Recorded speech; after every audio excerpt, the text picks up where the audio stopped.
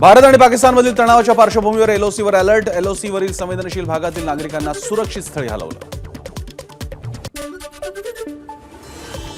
अवघ्या 25 मिनिटात पाकिस्तानातील 9 टार्गेट्स खलास. रात्री सुमारे 1 वाजायच्या सुमारास सुरू झालेलं ऑपरेशन सिंदूर पहाटे 1:30 वाजता 1:30 भारताची कामगिरी फत्ते. दहशतवादी ठेचले.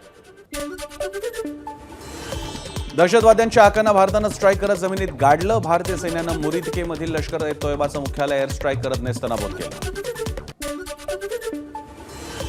पाकिस्तानातील मुरीदके इथं लष्कर ए तोयबाचा तळ उद्ध्वस्त. अल कारा या मशिदीतून लष्कर ए तोयबाच्या दहशतवादी कारवाया केल्या जात होत्या. तिथेच भारतानं मारा करत केला तळ उद्ध्वस्त. भारतीय लष्करानं कोटलीतील अब्बास दहशतवादी तळावरील हल्ल्याचा व्हिडिओ केला शेअर. कोटलीतील अब्बास हे तळ लष्कर ए तैयबाच्या प्रशिक्षण देण्याचं होतं मुख्य केंद्र.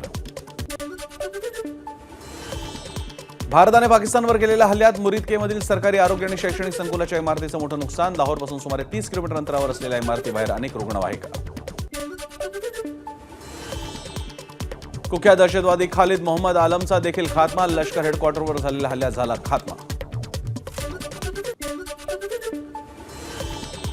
भारताच्या ऑपरेशन सिंदूरनंतर पाकिस्तान बिथरला. बहावलपूरमधील मदरसे पाकिस्तानने केले खाली. मध्यरात्री एअर स्ट्राईक झाल्यानंतर पाकिस्तानने मदरसे केले रिकामे. भारताच्या 75 ते 80 विमानांकडून रहिवासी भागांवर हल्ला. पाकिस्तानी उपपंतप्रधान इशाक दार यांची दरपोक्ती.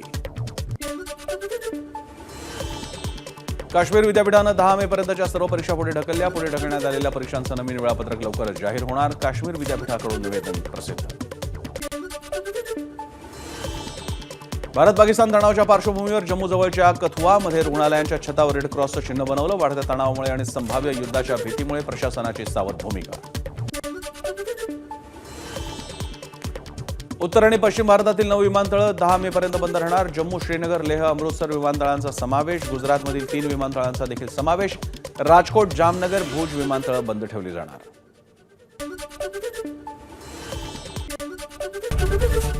एबीपी माझा, उघडा डोळे बघा नीट.